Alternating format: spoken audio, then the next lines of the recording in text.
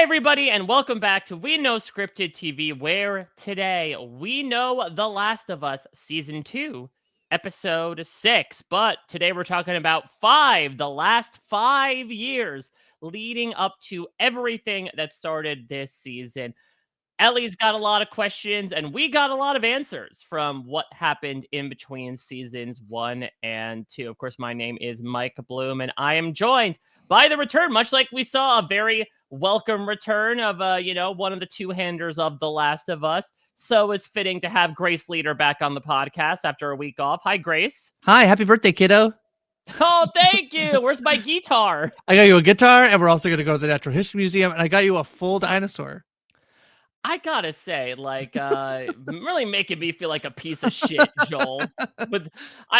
Gifts are the love language of any 6-year-old child, and so I really just got to step up my game in my gift giving in general, considering how thoughtful Joel has been. Listen, maybe part of it was his guilt trying to outweigh the immense amount of that's a big part of stuff that it. he took away from Ellie. So listen, if I just throw enough dinosaurs and immersive space experiences at her as possible, she might not need to know about everything I did 5 years ago. As somebody whose love language is like gifts, like giving gifts, I like to, like my family is one who it's a rush to go pay the bill. If everyone's like, I go to the bathroom, like, they're going to pay the bill secretly. Quick, hold on. I really relate to Joel here. I think being like, I'm just going to get you stuff and we're not going to talk about the bad stuff I did. I really like this episode. There was a lot of theorizing about the Eugene of it all. We'll talk about that in terms of like Eugene is from the video game, but in terms of how they spliced this story in here. And it was not what I expected, but I thought it was very well done. I think this show, I didn't get to talk about, I talked to last week's episode with Taran specifically on the Deep Dive podcast, but I feel like this show understands themes and character better than almost any other show on television right now. And this episode is another, notch in the belt for it continuing to be able to do that, I think.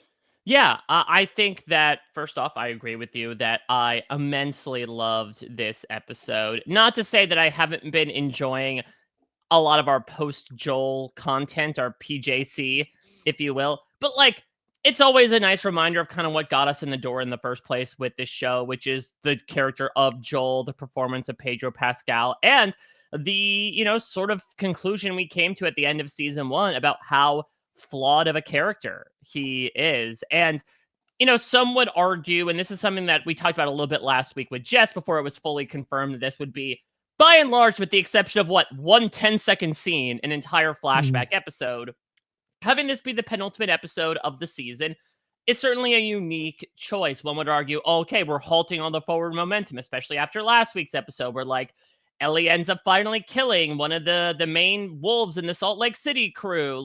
Okay, it seems like we're finally finding out new stuff about what's going on in Seattle. But first off, more and more, Grace, I'm feeling like Last of Us is pulling a Squid Game here, and that seasons 2 and 3 were kind of conceived as one big monolith and then kind of split up rather than being like, okay, we're going to do one big season 2 and one big season 3. I really feel like, especially now after this episode, next week will not have this massive explosive conclusion. It will more so maybe feel like a mid-season finale than a season finale proper.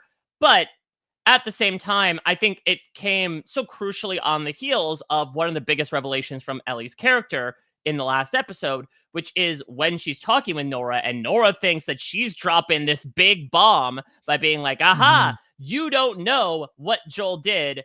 Ellie says, I do. And we find out how she did in some incredibly crucial scenes for not only her character, but her and Joel's as well. We talked about this throughout, again, that PJC episodes 3 and 4 about, was there a final conversation between Joel and Ellie that was past the scuffle that happened on New Year's Eve? And it was big in many ways. Yeah, I mean, this to me, I mean, I think I've said it every episode. I have the season one finale of the show. There's this scene where Joel and Ellie have this conversation where basically Joel kind of like finally opens up. He finally is like saying what he's been feeling, which is that like, you know, he loves Ellie basically, and he talks about some of the struggles that he's had in the time between losing Sarah and the time that he is in. Then I feel like this is as close as we get to that, to sort of like getting another one of these scenes, because by the time we join Joel and Ellie in season 2, there has been a rift and we don't really know exactly why that is the case. We can make assumptions about what that is, and I think like for many people you would have been right that basically Ellie, we see at the beginning of this episode that Ellie is going to be talking through some of the reasons why she doesn't believe Joel's story that he's told her, and sort of all that culminates over the course of some years into a blow up. There's going to be the situation with Eugene and Gail, Right, which I would say then to that point, what you were mentioning was almost kind of the red herring that like, yes, Ellie was very much sus of Joel's story, but I think a lot of us, myself included, would have assumed, oh, she found out, explicitly on her own. Mhm. You'll talk about this with Taran. I Yeah, believe like the video game itself does confirm that. That's not the case. yeah, This is more so a like, if this is true, then what else is true with the yeah. whole Eugene thing? Yeah, and I think we'll get into that, but I think where I think like in terms of talking about this as the penultimate episode and where we end the episode, we have this idea that Ellie says she wants to forgive Joel. She wants to try. She's not sure that she ever can, but she'll try. And then cut to knowing that he's died, her back in very rainy, stormy in Seattle. It feels like that's a typical day in Seattle from what I've never been, but that Yeah, seems I like don't think they actually had to like bust in yeah, any rain no, or anything. Like no. they just said, "Well, shit. All right, let's take Yeah. advantage of this Actually, action." it was annoying the day. It was the one sunny day, and they're like, "Oh, we gotta reschedule. We gotta redo it." So leading up to that moment, you see this like there is this. This is, I think, the thirst for revenge that Ellie's had. Taryn and I went on a long tangent on this, but we did it in the back half. And I actually got a message this past week from a listener who kind of wanted to understand. There has been, I think, for as much people, Mike, who have been loving this season, there are some people who are very unhappy about this season, and there's some extreme negativity going on, which is very funny because it does seem to be in this vein of like it's not the same as the video game, and yet people hated the video game when it came. I guess not hated, but there was like it was very controversial. No. Hate is the Okay, great. correct word. Great. From the again for someone who did not remember a lot of the video game, even tangentially, I got a sense of the vitriol that was directed. To your point, though, a lot of it I think was directed towards Abby Abby. specifically, who has Yes. been largely in absentia this season after episode 2. That is true. That is true. And so people love Ellie as a character. And the Ellie of the video game is a very angry individual. I think that Tara and I have talked about this, but that makes sense when you are like killing hundreds of people every like hour in the video game. You know, you're going around, you're killing people, you're killing Wow, zombies. that's a fantastic productivity rate. Yeah, but I don't know what the math is, but feels like it. You're killing people That's all one the job time. that AI can't replace That's is right. mercilessly killing That's right. fireflies. That's right. And so I feel like it makes sense that the game version would be a little bit hardened, a little bit more whereas I feel like this is actually, I feel like people are like, oh, they've lost all the nuance. I'm like, I think this is the nuanced version where I think that she has been masking her grief to an extent, and to the point where I kept saying, I think it's in the video game, I said, as soon as she's going to get her first kill, I think you're going to start to see this thing open up in Ellie, and she is going to be slightly a different person in terms of like, oh, this is an opening, an awakening of the Ellie who I think without Joel's mentorship in season 1, I think might have been when she sneaks down underneath the convenience store and she like stabs an infected, and like Joel is a ruthless person as well, but he does it out of service for love, and I think that that's now the path that Ellie is now on. So I all this to say, like, I think we'll get more into this, but I think it's a really strong place to sort of like put this here in this episode, give us a bunch of information that it feels like we had been like kind of missing. And I think to the credit of the show, like it doesn't feel like I was like, wait, what's going on? It was like, oh, this is probably what happened. And then we get confirmation that is exactly what happened, and then leading into the finale episode, which it does feel like we have a very angry Ellie on our hands. Well, let's go a bit chronologically through this Yes. because the episode does. And let's start way, way back. Take 5 years and add Mm. what, like 40 on top of that, essentially. So let's talk about Young Joel, the hit new show coming to HBO Max because now it's HBO Max again. That's right. And we get to see a bit of where Joel's background comes from, both in his role as protector over Tommy, deciding to sort of take the fall for something that Tommy got involved in. We got a sense into the fact that Joel is shielding his brother in quite literal ways with, a lot of implications about his father's abuse. And then the conversation with his father himself, played by Tony Dalton, who, to your I love point, Tony Grace, Dalton. I Yeah. know it was very odd watching him play that character with panache in Oh no, in he's Lalo. Hawkeye. Yeah, true. Yeah, yeah. And this one's like, oh no, it's Lalo Salamanca. Watch it. Exactly. Oh Be my God, careful. this Be is the careful. Breaking Bad crossover we never thought we needed. But what he ends up saying is something that I think ends up carrying forward, obviously, literally with Joel's line at the end of the episode, but again, connects back to one of the larger themes that you and I have talked about since the very beginning. This idea of generations, Yeah. about the fact that our parents, much like a mycelial network, put down roots. Mhm. And when you sort of move on, either your parents do or you do from whatever they've taught you, nature or nurture wise, what do you take from them? A And literal conversation that Gail had earlier in the season exactly, about yeah, nature versus nurture. nature's versus nurture. And so essentially what Joel and Tommy's dad, who, let me also say, is a piece of shit in all Sure. caps. Like the fact that he's saying like, well, can't help that I beat you. It's just the way I was taught. Like I didn't beat his dad as my dad did. yeah, I It's think like, I well, think it did help. Like, could be worse.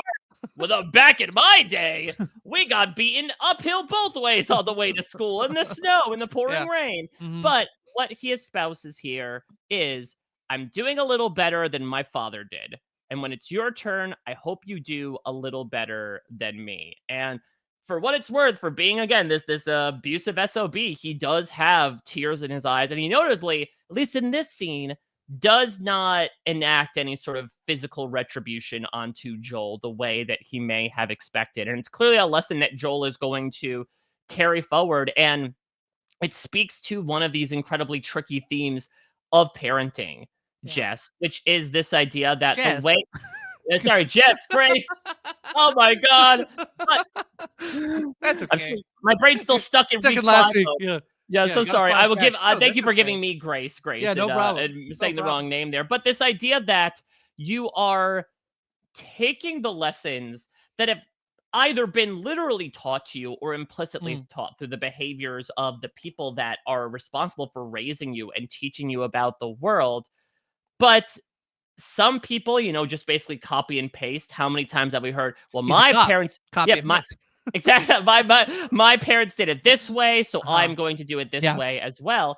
But again, what Joel's dad and what Joel himself is going to overlay here is more so this idea of like, think of every generation like, ironically enough, a beta of a video game, where every single generation that comes along, you take all the coding, you take everything that has been given to you up to that point, and for lack of a better term, you patch it and you come up with improvements and you find ways to make the experience better for the quote unquote users that you are bringing in.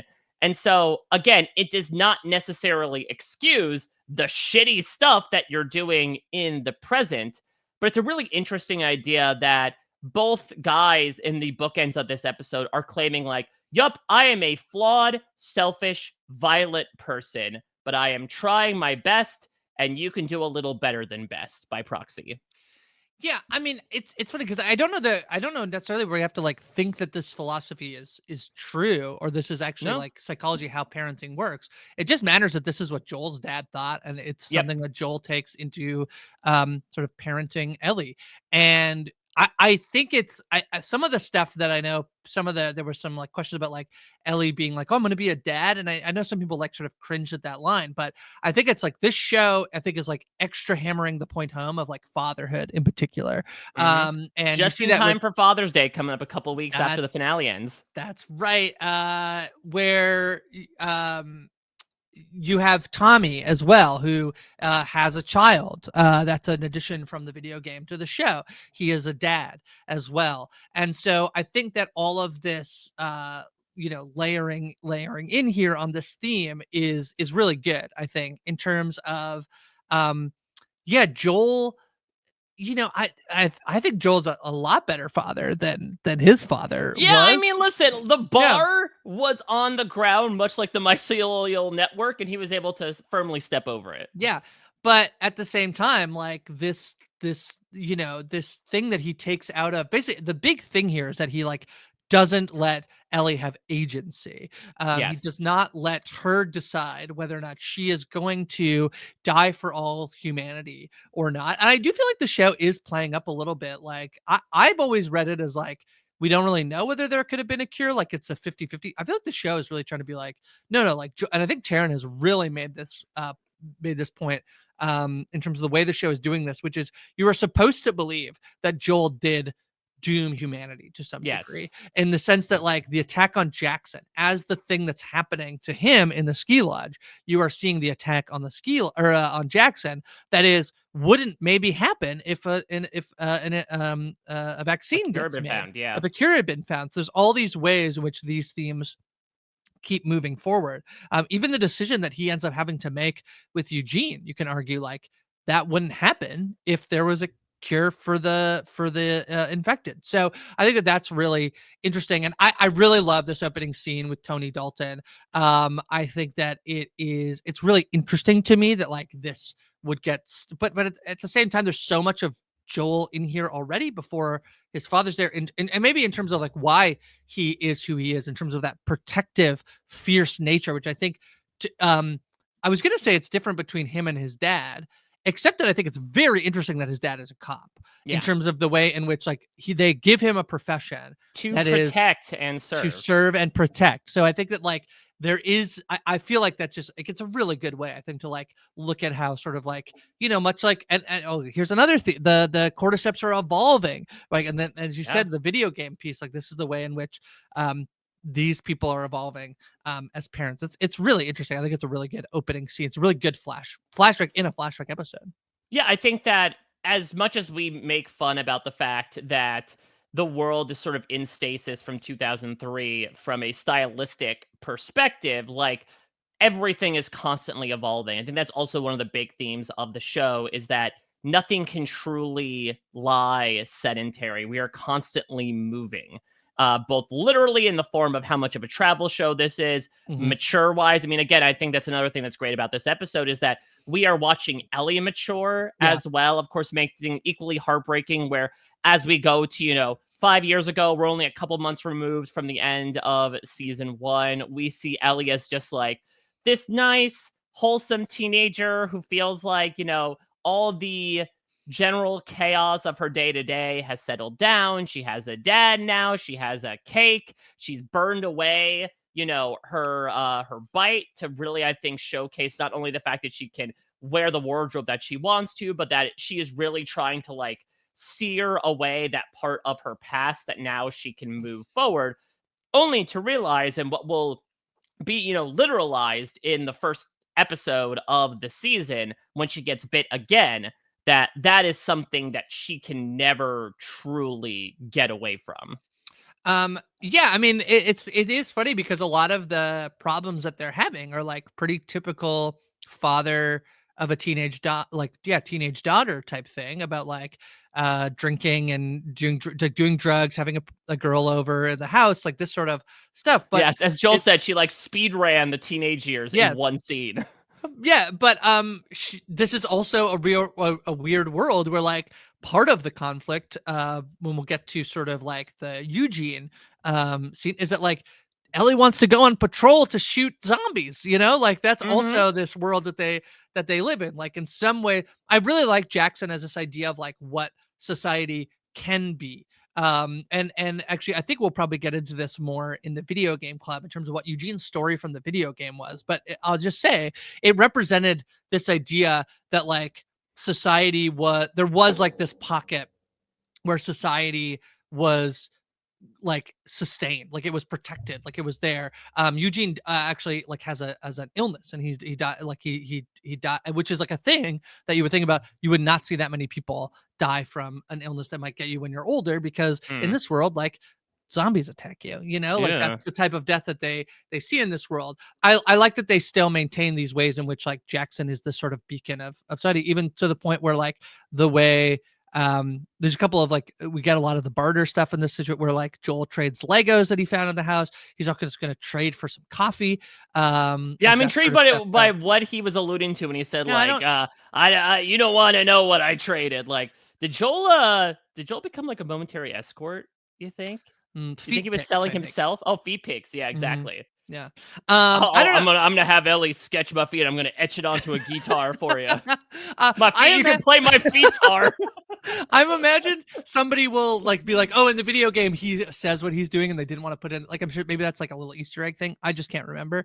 But yeah. Anyway, I like in terms of like this is pretty classic, you know, regular family drama stuff, but slowly peeking in is like the way in which like they're in a post-apocalyptic world, Mike. Yeah. So we could just briefly sort of dote on, as much as I want to live in this happy environment, as I'm sure Joel does as well, of like, the first like half of this episode where, as we said, Joel's gift gifting is second to none here. He freaking makes a guitar. He Mm-hmm. whittled a bone. I mean, we know that this guy was handy AF given the fact that he had worked in construction and currently does as Yeah. well. But like taking DIY to a whole new level. And then, of course, we get a trip through the woods to this, derelict museum where Ellie finally gets to live out her dream of going to space before things will come metaphorically and literally crashing down to Earth in the years to come. Yeah, this is really cute. This is the guitar. A lot of this stuff is ripped directly from the video game. So giving the guitar, Joel playing "Future Days" by Pearl Jam. This, and obviously like in line with how Ellie has learned to play the guitar and the guitar scenes that we've seen her have over the last two episodes. And then the trip to sort of like a natural history museum, or I guess just a museum. I don't know. I guess natural space isn't natural history, right? I don't Yeah, know. I mean, I'd Well, say space is nature. I guess so. Yeah, true. This is all ripped pretty directly from the video game, and I think people were looking forward to these scenes. It is a reminder of what the relationship was like, and what it could have been had maybe Joel not made the big mistake that he did. But yeah, but Yeah. she wouldn't be alive for it. So yeah. Well, let's get into things starting to come apart, much like, a pod on its way back down from Apollo 15. The heat is on, Grace, as things get heated between Joel and Ellie, where, I mean, I guess it sort of is represented here in that Joel will find out sort of the meaning of moths from the hoity-toity, as Gail would say, psychoanalysts, which is that they symbolize death. And we begin to start to see the momentary death of their relationship when, to your point, we get a typical scene out of, typical YA teen piece of pop culture where Joel is, walks in on Ellie, both, getting a tattoo and then maybe as her own form of payment, perhaps her own form of bartering.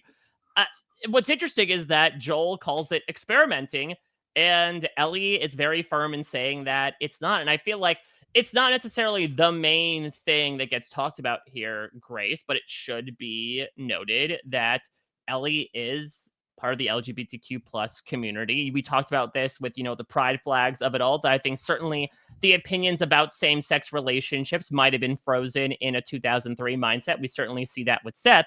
And we slightly see it to a certain extent with Joel. Now, I wouldn't say Joel is like homophobic and saying, no daughter of mine, whatever, kiss another girl. But I think it's interesting in that maybe one of the first representations of Joel's sort of like picture perfect image of Ellie, right? That the reason why, at least one of them, as to why he does what he does in Salt Lake City is because he has this vision of like, I'm going to finally have a daughter again. We're going to settle down, white picket fence, and live happily ever after.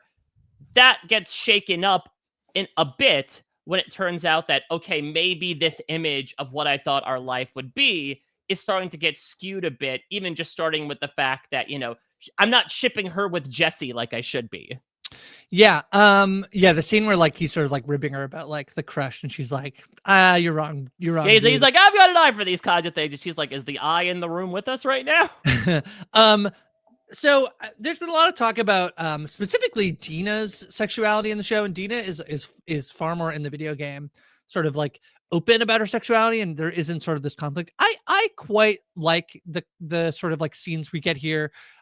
Both Dina when she talks about the relationship with her mom a couple episodes ago, and then this conversation between Joel and Ellie, because I feel like there is some degree of like wish fulfillment of like, imagine in a post-apocalyptic world, we don't have to be worrying about sexuality, and it could just like people can just be open. Like that is amazing. That is great. Mm-hmm. And I can get that people like that. I do also like this, and I think especially as with the themes of protective parents, which is, I think that there are a lot of parents, my parents included, that when I came out, they weren't necessarily like, I guess it's hard to put. There's so much societal implication of what life will be like for a queer person. Yeah. Some of that is like most of that I think is like genuine concern for the future of your child, of Mm. thinking, you know, even if I love you, what if you are fired from your job? What if you get kicked out of your house? What if Right. what if what if you're murdered? That's like a real fear that people can for being queer. That's a real fear that a parent can Mm. have. That's a real fear that queer people have about their thing. And I always talk about this way in which like by the time you tell other people, and probably especially your parents, you have decided, probably at least subconsciously, you are willing to sacrifice all of those things happening to be able to be happy and to be out. And so I always think about like that you're at such a different place in terms of like being okay with the fact that those things might happen when you come out, then as soon as you tell, especially if they have no idea, which to some degree maybe Joel doesn't.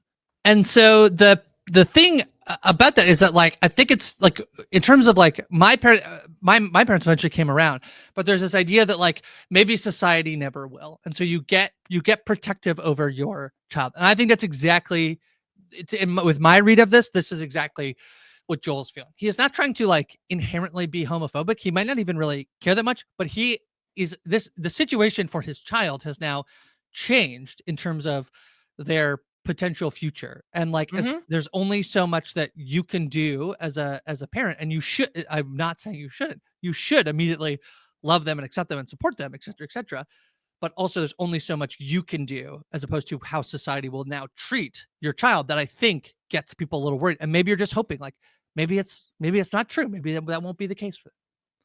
Yeah. I think that, and we also get a little bit of a sign of Joel trying to like, again, embrace Ellie and, what her identity is towards the porch scene when he's like, listen, if Dina doesn't know what she's missing out on, Yeah. that's on her. Like clearly he has either come around to this or he's, almost becoming like overweeningly supportive of her. But I just thought it was an interesting moment where, again, I think it serves as one of the first cracks for him of like, oh, maybe my idyllic, fantastical, scenario of what I thought my life would be after Salt Lake City is now starting to break down, and the crumbling happens quickly. I mean, maybe not too Yeah, quickly. We do take a 2-year jump that's true. after this, but oh man, when it starts crumbling, it crumbles fast. Yeah. I'm gonna try. What's the first scene where well, we do get to see when is it before she's going where she's reading off the list of things. She's like, Yeah, so so that is the 2-year time jump. yeah, Right before the Eugene stuff, we have right, Ellie like right, practicing her conversation with right. Joel, where she's like, "So I've been reading the comments in the season 1 finale YouTube Yeah, that's right. channel, and I have a few like cinema sins, logical inconsistencies to point out here, Joel, with your story." And it's interesting because I don't know if the implication is that this is something that she's always had on her mind, or if this is just like as she's gotten settled down more, now her mind has gone back to, yeah, it is interesting the narrative that Joel's came up with, because again, we don't necessarily see this more inquisitorial side of Ellie in the first few years in this episode.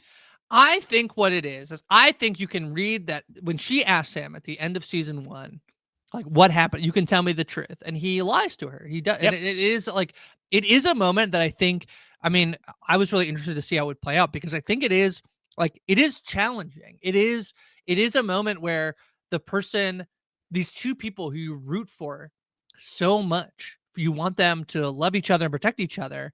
He does something in a way, yes, to protect her that, removes her autonomy. And also, again, I said this before, but dooms the world. And so I feel like you can feel that Ellie knows. But in that moment, she's like, okay, I trust him. I love him. I'll just believe what he said. And it takes a long time. It takes many years. Is that 4 years by this point? 4 years? Yeah, it'll be 4 years.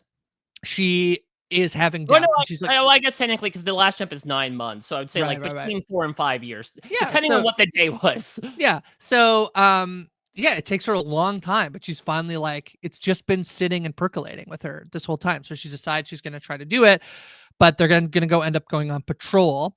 And, it seems to be going well. There's still this little bit of conflict about like, uh, how much she gets to do on Yeah, patrol or I mean, not. which is Yeah. obviously a lot of this is heavily loaded. The line that I really paid attention to was Ellie telling Joel, "I'm not your kid, I'm your Yeah. partner." Right. And obviously, she meant that in the context of like, we're out on patrol. You're not my dad when we're out here in the woods. But I Yeah. think also we're starting to see her pull away a bit. And, if she is making the correct assumption that his story is not lining up, then she's starting to realize, like, I don't know who you are Yeah. then. Yeah. And so we're gonna get the radio patrol, word that Eugene is stuck and they need some backup. So they're gonna head out and find him. And this is really tough, I think. Yeah, what'd you think Yeah. of Joe Pantoliano showing his panicked face here as the recently infected Eugene? I think he's great. I think he's really good here. I think he's I think he it's is. perfectly cast. Yes, I agree. I think there were some people who were really hoping that maybe this would be Eugene Levy, so he could be married to Catherine O'Hara. But in Oh, fact, it is Joe Pantoliano. help! They bit me on one of my eyebrows. So we get this conversation where he admits that he's been bit and he would like to go back and see Gail. He is very panicked about this. Joel is pretty adamant, like, no, you're not going. And Ellie is the one who's like, let's do a test. Let's do Little a test. cognition test. Perfect score. We're good. We can tie him up. We'll bring him back. All good. And it really is this moment where Ellie hesitates to go back and get the horses. And she turns back, looks to Joel, and Joel can tell that she's hesitating. And he says, Hmm. I promise. And this is the moment that I think this is so good. Yeah. I thought the flashback would be more so information about Joel's what a good guy Joel was. This was my like thought process on Eugene because the version from the game is that Eugene has an illness. And I sort of thought we might get a situation where Eugene is sort of like asking, like he can't bear to let Gail know. He kind of like in season 1 with the Nick Offerman, Murray Bartlett stuff where there's a Hmm. little bit of like, I need to end it. So we're just going to end it. But this Yeah. is a little bit more of Eugene being like, I don't want Gail to know it was the last day. Like I just need to end it. And Joel would like kind of provide that for him. I definitely had like I am gonna have rose-colored glasses about how great of a person Joel is, and it's not. It is like a pretty kind of it is a ruthless thing that Joel does Yep. to in some ways you can argue like no kind of it's the right thing to do, I think, Mike, of like not risk an infected coming back. At the same time, it is a brutal thing he does. Yeah, I mean, it's interesting because what Joel espouses out loud is like, this is why we have rules. And Mhm. maybe this shows that at this point, we see he's incredibly indoctrinated into the community. And we will see also a bit of like why Ellie bristles against what the council decides in episode 3, as an example, and why she decides to go off to Seattle on her own. Because it's like their way of doing things is too stringent for her that they don't make exceptions to these types of things. But you could also imagine from Joel's perspective, it's this idea of like, well, if we make this one exception, then for all we know, every time someone's infected and they say, I want to see my loved one, then we could possibly risk, the town walls being pushed out and all the infected come swarming in. When would that happen? So, what I find so great about this as well is that it's essentially, the opposite of what happens in Salt Lake City, in a manner of speaking. Yeah. That in that case, Joel is. And to your point, I think the show outlines it as more of a black and white sliding doors issue than maybe the game does. But this idea of making an individual choice to sacrifice the betterment of the group, that Joel wanted this person in his life. And as a result, we don't get a cure for cordyceps.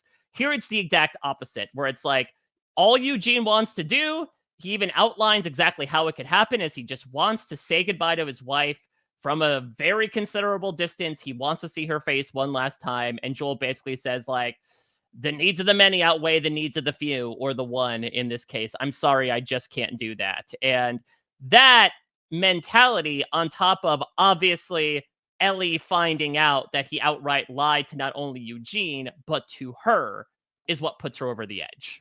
And here's what I really like it in a way that I actually don't like this, like the confirmation we get of like there could have been a cure, like in the way. And again, you can choose to believe like that's just what Joel believes, but I do feel like there's a lot of like there would have been a cure, but like actually we don't actually know that to be true. I really, again, I will say I heavily doubt that Abby's dad did not train other virologists and was like, hey, redundancy here. Let me tell you what I'm working on. I'm so excited about this thing that, like, there's got to be somebody out there that might have, I don't know, even looked at his journal or something that he left in the lab late one night. Or the Ellie is the only immune person. Like, there's no reason to think that, like, almost everybody else who would have been, like, people, there's many other reasons why there wouldn't be. Anyway, all that to say, I really like this. This is my favorite part of the episode because it's horrendously dark.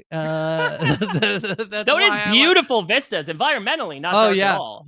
It looked beautiful. It looked stunning as he like leads him to the mountains. But I just think it's what's so interesting about this moment is that in both cases, I actually firmly believe it's not what Joel chooses to do, it's how he chooses to go about it. Because the idea that he could have told Ellie, like, I guess by the time that he realizes what's happening, like she's unconscious on the table, but I do feel like he kind of goes full rampage. Like, I'd have to go back and rewatch that stuff to know whether, like, is there any world where he can, like, doesn't have to do as much damage as he does to then like wake Ellie up and be like, this is what they want to do. I think probably the whole Abby thing, right, specifically, is that he walks into the operating room and just shoots the doctor. Like, he does not hold him at gunpoint. He does not say anything. He shoots first and asks questions later. And then you can argue like, well, then they were shooting at him, but it's maybe only because he shut them. All that to say, I think that there's a world where like it's what Ellie has the problem with is not being able to give autonomy. And Ellie says like, I would have died. That would have been my purpose. You can see when she's like carving out, when she's not carving out, when she's deciding like tattoos to get, there's drawings, there's moths. It says you have a purpose is the thing that she says. And that she says basically, you took that from me. You took it from everyone is what she tells Joel on the porch. Yeah. And so I feel like that's what I really just love about this is that like Joel makes this like decision that basically puts them on a trajectory where like then when what I think Ellie has a problem with here as well is that like, well, there's two things. One is like Ellie and Joel, they don't really have a conversation. Ellie says, this is what I want to happen, which is let's let Eugene go back and say bye to Gail.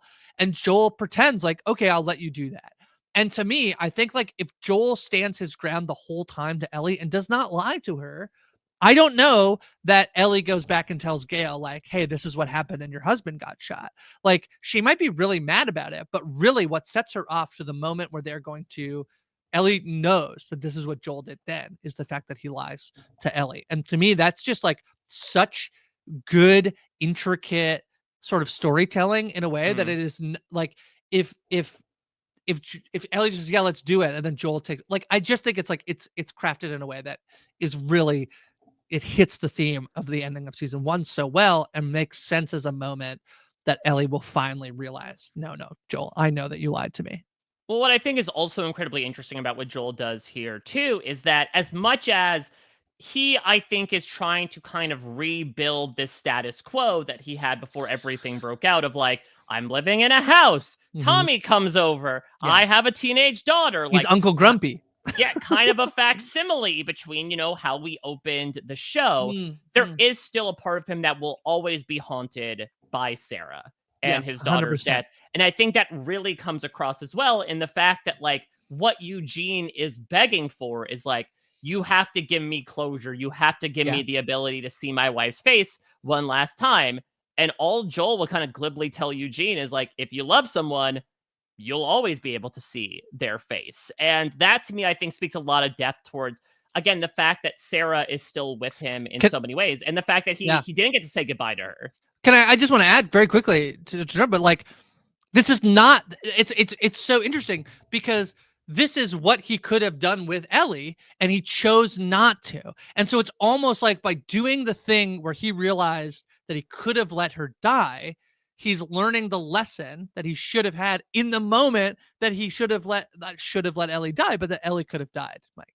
Yeah. What I also find intriguing about this as well is that obviously Joel will come back and start, giving his story. He even tells Ellie like, "Yep, sorry, I'm gonna have to come up with a narrative. But hey, this is different from the thing that I told you 5 years ago. That's actually very, very true, even if it sounds alarmingly similar." And Ellie, of course, is going to just throw a bucket of water on the entire thing. But it's so connected back to the first time we see Gale and Joel in a session in episode 1. And back then, Gale tells him, like, I understand that it was out of your control and you did what you had to do. Interesting to see her own sort of arc compared to now how she initially reacted to. Of course, she buys Joel's initial story, hook, line, and sinker, embraces him. When she's told the truth, she promptly slaps him. You can good see news, that. Mike. I got bingo. I got Catherine O'Hara slaps Pedro Pascal. Yes, there we go. Your prize is in the mail. Mm-hmm. Just have to smuggle my stuff, my barber, whatever. It will be tariffed. It will be tariffed, unfortunately. But I do think that to see where Gale ends up now that we're kind of putting the pieces together timeline-wise and seeing like how she has sort of bitterly regarded Joel, but then also simultaneously does acknowledge the sort of utilitarian mindset that Joel had that caused him to do what he did, which was like, I understand you had no other choice. It very much allows me to see her in a different eyes as well, looking back on that scene from the premiere. Yeah, I like it. I mean, because we didn't really know what would happen with Eugene, it was hard to know. Like I wondered again whether like Eugene asked Joel to do something, Joel does it. Joel always has to lie to Gale, and so Gale always sees it as like this bad thing that Joel did, but in actuality, it's a good thing. But no, it's kind of like this ruthless. Like it's very similar still. I think in terms of like Eugene. I think that Gale can understand that Eugene probably had to like. There's like it is very rare in this world that like you would get to go back and say goodbye if you've been bitten. And so like I think this just totally tracks, I think, with the stuff earlier. And again, I said it earlier, I loved the way in which Gale was the therapist for Joel. Gale had been hurt by Joel. She's trying to counsel Joel through this relationship with somebody that he's lied to. She's talking about not telling the truth. And then you cut back to this. This is the best example. I kept saying this during season 1. I kept saying every episode I watch makes the previous episode better. This is probably not the season hasn't been great, but I think this is the first time where I'm like, oh, I see that connection now. Where you go back and watch the therapy scene, it's going to add so much more because what she's telling to Joel is like, you have to tell the truth about what you did, and he says, I saved her. Whereas it's so interesting that this scenario is, to some degree, like not to the same epic proportions of how much like will happen if you save Eugene, but from a personal level, is there any difference between Ellie saving the world and Eugene getting to say goodbye to Gale? Like maybe probably not from Gale's perspective. And so this is just like a very interesting little twist on like putting Joel in a very similar situation that he was in season 1, but he actually makes this different choice. Again, it's not about the choice he makes, it's about the way he chooses to lie and remove authority and autonomy from people when he does it. I just think it's excellent. And not only that, but and again, I don't think it's out of any sort of like sociopathy that he's like, and Ellie will never know. Like it might just be out of pure ignorance that he's like, it's best that she not necessarily thinking about the fact that given his story, given the fact that she's an incredibly inquisitive mind, like she's bound to ask questions and get some answers that she may not want to hear. I think it's shame. I think it's a little bit of shame from Joel. I think that like so much of what Joel struggles with over the course of season 1 is it's the theme of the watch. That's the time that things stood still from when he lost his daughter. And I think that there's some degree of like Joel is a guy who does not want to show how vulnerable he can be. He has had this reputation of being the tough guy. This is the reason why, like, in any other situation, he is the guy who's like, he shows why he's the guy who's like, you put in charge, because he's gonna shoot Eugene. Like, I know that Yeah. sounds callous, but like, he is not willing to risk the everybody else. And so he is this guy who's like hardened and rough. And it's like actually the fact that like he did a thing out of love, out of selfishness, which is exactly what Ellie tells him, says you're selfish, is exactly the thing that Joel doesn't like. That's not who he sees himself or who he thinks people see him as.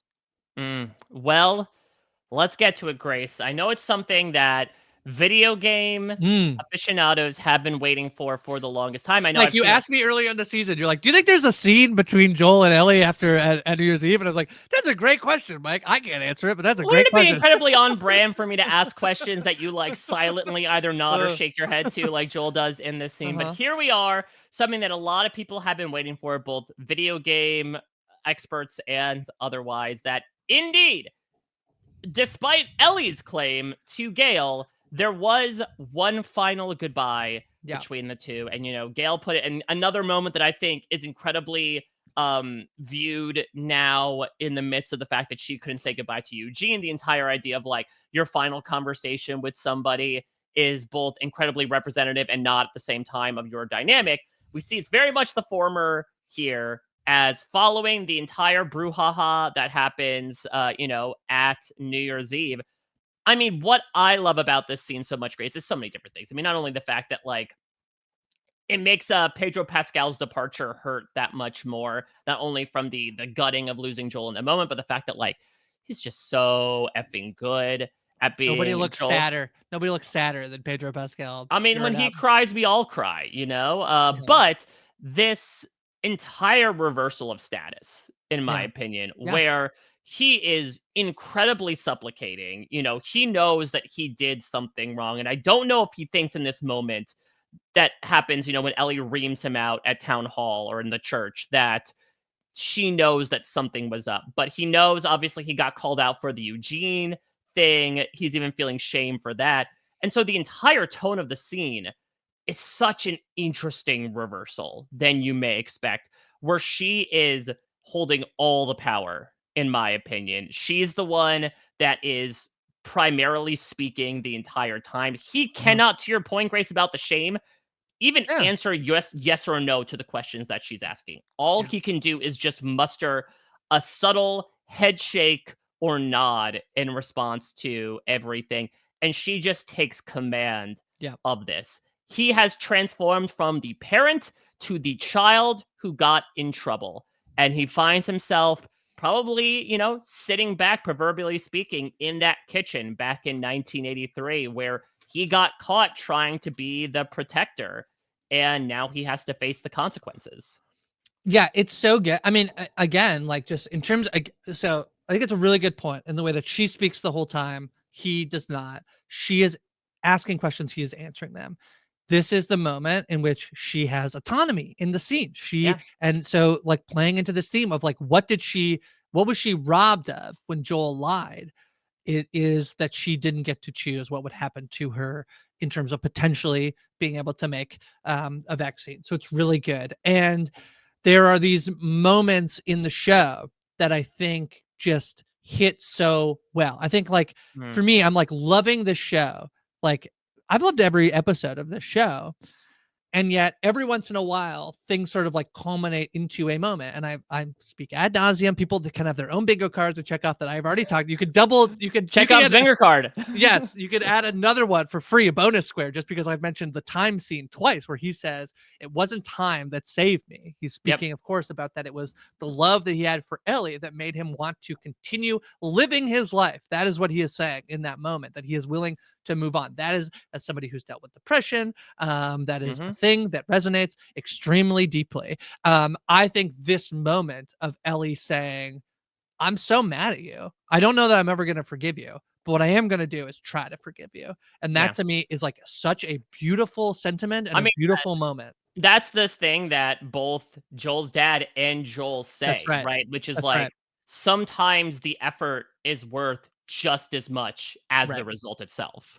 Yeah, and that is the thing. Like, you don't have to be in a situation where your daughter is like had the immunity and you killed all the fireflies, in your I life. mean, who among us hasn't dealt with this before? When my dad shot up the hospital, and I was like, "Whoa, you robbed me of my autonomy, Dad." But it's you can feel these moments in your life when the person you love most makes a thing that makes you so mad, you're so angry, and like hopefully you're never in a position where you're like, I don't know if I could ever forgive you. I've never been in that situation with my family, but like, well, actually, that's not true. I have had somebody in my family who was like, I'm not sure I can ever forgive you, and I still communicate with it. My brother did a terrible thing at one point in his life, and it's like you're like, I don't know that I can forgive you, but we can see what our life looks like moving forward, and to me it's just like this is the stuff, Mike, that this show is doing and is putting in there, that like it takes everything around it to like build up to this one singular moment where it's just Shannon and I used to talk all the time. The best scenes in The Crown were two people arguing. The best scenes in The Last of Us are just two people like just crying and talking and sharing their feelings. Like that's the best part of the show. Yeah, I mean, the fact that it does come in so hot, understandably so, because what really sets Ellie off is, again, Joel's line of like, well, if Dina doesn't want you, then that's her folly. And Ellie's like, are you giving me this bullshit? Like, we're not doing something normal here. Like, we need to talk about the elephant in the room right now. And so she just calls everything out. But like, the energy immediately kind of dissipates when Joel starts. I wouldn't even say when Joel starts answering the questions, because Bella Ramsey's performance in particular, like, I don't know, their expression looks different than the usual seeing red Ellie that we have glanced upon many times in the past. There's this very kind of like wounded look in Ellie's face. Yeah. To say like, this is a different situation in multiple ways. Like, I really, really trusted you, and I'm not, angry. I'm disappointed, in a manner of speaking, to use more parent parlance. Like, I am upset that you did this to me. And I imagine for Ellie as well, the culmination of that final statement, which, as you mentioned before, I don't think I can forgive you for this, but I would like to try. Yeah. Is this idea that none of this comes as a shock to her. This is something that she has puzzled through multiple times. And so it's less about like, I am taken aback, how dare you? And more so of like, this just confirms for me what I've been thinking. This is not something to completely take her by surprise. And so as a result, she's able to kind of shift her mentality from this, I'm upset, I'm mad at you, to adding all on top of that, like, but damn it, like, I still love you, and I'm going to try to find a way to forgive you. And in a manner of speaking, as much as Joel does not get that closure, it is a form of closure, because I'm assuming his worst case scenario was Ellie finding out and never wanting to see him again. He perhaps forecasts his own doom by admitting, I'll pay the price because you're going to turn away from me. The fact that she didn't, or maybe did like, I don't know, a 3/4 turn or something, not a complete 180, is maybe something that to him feels, the most heartwarming gesture she can make in that moment. Okay, think about how this reframes episode 2 now, though. Joel wakes up early, decides not to wake up Ellie up early because he knows that he like kind of, but he's like almost giving like, no, like, don't worry. And no, he doesn't wake up. He goes out early on the thing. And then she's like, oh, I want to. Yeah. And then she's like, oh, I want to ride with Joel. And he's like, oh, Joel's already left. And also think about the way in which he probably helps Abby, because he's gotten this like gesture of love from Ellie in terms of like, you have to extend a hand. And Joel had just been talking to Maria and he's like, we can't let outsiders in. Maria's like, you were an outsider once too. And he's like, yeah, okay. And then he gets this like gesture of like, love from Ellie, and he chooses to help Abby, and Abby kills him. It's like it's the recontextualization of that scene to make it more tragic than it was in the moment is pretty outstanding. The other way, which I just was thinking about when you're talking about the way that Joel, like sort of like the shame thing, this is gonna be a weird analogy, so if you go with me for a minute, please. Which is like, it's almost like Joel has to come out, it's like, and so this is not the version of like, this is what happened to me with my mom. I was like going through a bit of an awful moment in my life. I was not out to my mom, and my mom called me on the phone and it was like a long conversation. I was really struggling. I was away at school. And then she asked me, she's like, "Are you gay?" This is when I came out as like gay. And I was like, "Oh, like, yes." And so in this situation, this is like Ellie, like it's not like Joel being like, "Hey, I killed all the people in the fire." Like yeah, like you actually, that there's no other immunity, blah, blah, blah, blah, blah. It's Ellie being like, "Hey, like, do you do it?" And Joel comes out, it's like not the Yeah. perfect not the perfect metaphor, but like he does. And the worry that the reason why I relay it in this way is not just because it's about a secret, but it's about the way in which like his worst fear is that you will get cut off from that person, that person will Yeah. choose to not have you in their life anymore. The second he speaks the truth into it and speaks it into existence, the more likely his worst case scenario is able to play out. So the more he delays that release of information, the more it delays that worst case scenario. Is exactly what I say to people when you're thinking about like why it's so hard, especially to come out to like family who you're like, even if you're 99% sure that they will love you and support you, there's that 1% chance that they will leave you. They'll cut you off from your life. And that is the thing. It's like, it's almost like it feels more than 1% because you're like, well, if that happens, that's the worst thing. And you risk it, but you're hopeful. And unfortunately, not everyone has that. My family has been so great, but not everybody has that. And so it's just like risk you're taking. And so that's why I sort of like, and compare it here. We're like, this is the thing that Joel is worried about. And Ellie's like, no, well, I'll try to forgive you. It's very sweet. And I think also, to your earlier point, makes things all the more heartbreaking then when it's like she is ready to turn a new page, and the book gets burned the very next day, which we should also mention as well. Like, God, who has to do patrol on New Year's Day? Like, how? You gotta do patrol every day. There's no holidays in the Cordyceps world, Mike. Yeah, I guess there's no like bank holidays, I suppose, in the town of Jackson. Like, no one's taking Columbus Day off to be like, nope, no patrol on this day. We're all gonna celebrate. The Effect are pretty evil. They might take Columbus Day. Exactly. In 2003, Cordyceps infected you and me. That's how we remember it in school. They celebrate the first infected. The embarking of the Well, Grace, we send things back hurtling to the present with the rain falling, and assumingly this was our momentary blip back into the past to set us right as rain in a manner of speaking, for what's to come in the finale. Now, I know that I imagine you have a sense as to what may be coming just based on, again, what happens in the game. But how did you feel about my earlier sentiment? Should we be looking forward to like a lot of eventfulness in next week's finale, considering where we currently find ourselves? We just had Ellie killed off Nora, Dina took an arrow to the knee. Jesse has revealed that he is there. Tommy's somewhere. He's probably going to show up as well. Is this what our primary focus is going to be for the finale? Yes, I think so. The one thing that's the video game does have some like shifting of character perspectives, and that's a little bit of like what people didn't love. In game one, you play through like Joel and Ellie, and you switch back and forth, but you're pretty much like together the whole time.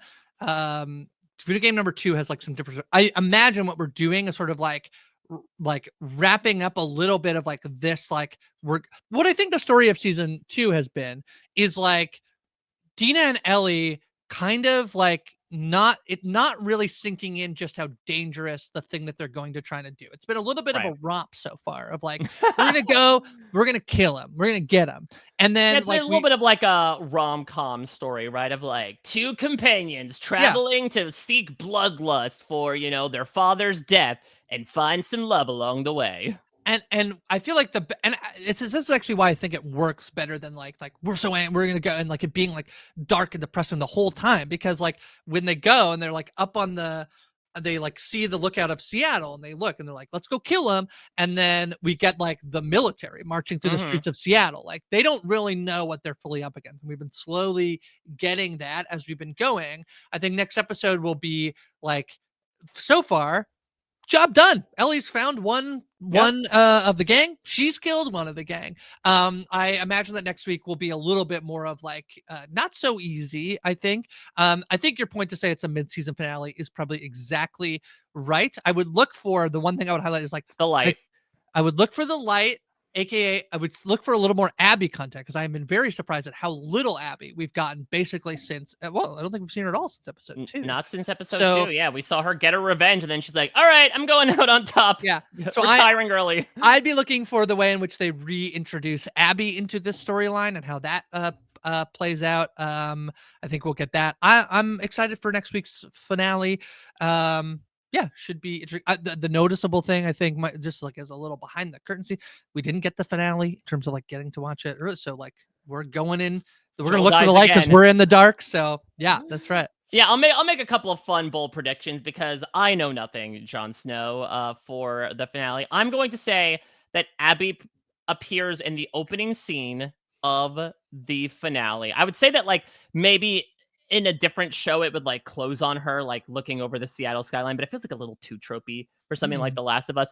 I think we will get Isaac in the finale as well, whether that's directly interacting with Abby, but we've only seen him in 2 scenes in this entire season, and so I think we're going to get an appearance. I know that Hanrahan said in that, again, weird scene cold open last week that's stuck in some sort of odd place in time, that like he was dealing with a skirmish at the border. So I think we will get Isaac as well. I think this finale will serve to kind of reintroduce a lot of the big existential threats that are coming with all of our characters. I think that I'm going to say, I think Dina will tell Jesse that she's pregnant. I think that Dina is obviously going to be sidelined here because she can't really go anywhere. Again, she took a freaking arrow in the leg. So I think we're going to get at least one scene of like Jesse's staying behind to take care of her, and Jesse's girl. Exactly. And she is going to admit to him that she is pregnant, which will set up a very deliciously complicated dynamic for season 3.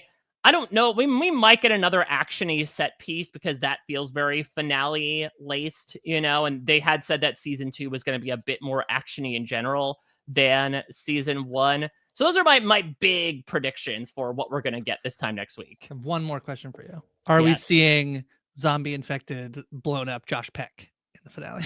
Oh, if just only, like a mangled, infected corpse. I mean, that was what, like 5 years ago? If he's still shambling about, good for him. I think that might have been more than 5. I don't know. I think it was 2018, maybe? I remember being very confused. Doesn't it say 9 years later? They say 9 years later when we it was 2018, so it's technically a decade ago at the time the show is taking place now. Well, there you go. No, I think those are all really good. I feel like I really don't know very much. Like I really can't.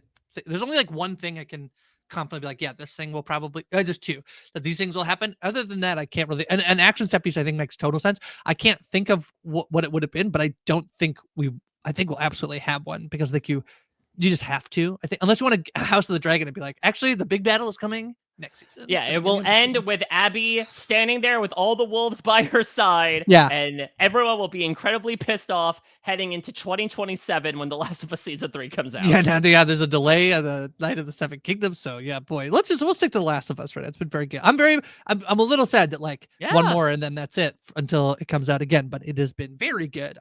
There's been some debate. I think if you're not looking online, I think mostly people on the street, I message, like my neighbor has been watching and he'll message me on his lunch break when he watches the episode on Mondays and being like, oh my God, what is that? He's like, what was the last scene? It was like, getting a flashback episode. So it's been I think the general public have been enjoying it.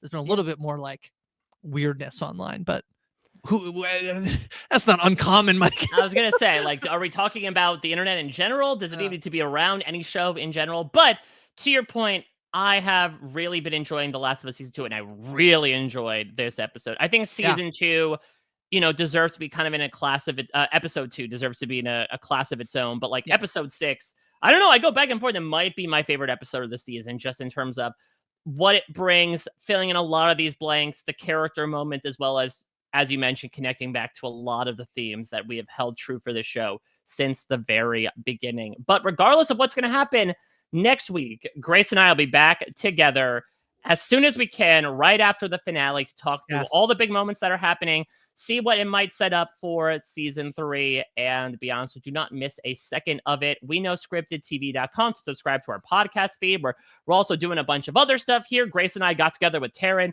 to cover the final 3 episodes of Andor, which was a lot of fun. Maybe really best show of the year. Last of Us, I think, and Andor probably in contention for maybe the best show of the year so far. So. Yeah. Grace, anything you want to tease on Tastemakers either this past week or coming up? No, Taran and I just talk about. We've tried to watch just as much as possible and then talk about it. It's very fun. I think I know people have been enjoying the deep dive. So if you're not also doing Tastemakers, I highly recommend it. I think Taran. It's been very fun to get to hear his scripted takes. He is very opinionated in a way that I think is like very fun.